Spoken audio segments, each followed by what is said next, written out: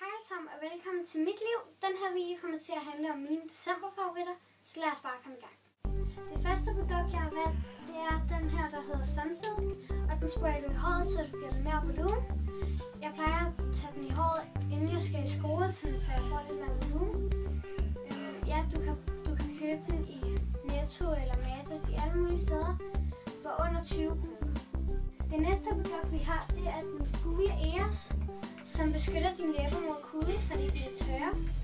Og ja, den er faktisk rigtig god. Du kan købe den i Matas i faktisk rigtig mange butikker til op til 80 kroner. Så er der den her kokoscreme fra The Body Shop, og det er en af de store. Du kan også godt få den i de små.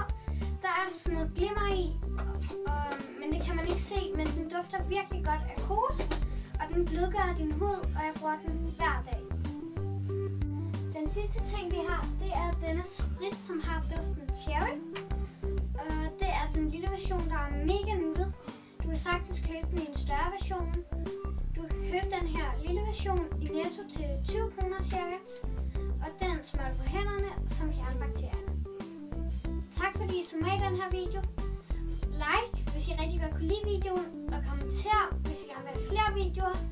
Og rigtig gerne abonnere, og mit Instagram, det kommer til at stå lige her. Vi ses!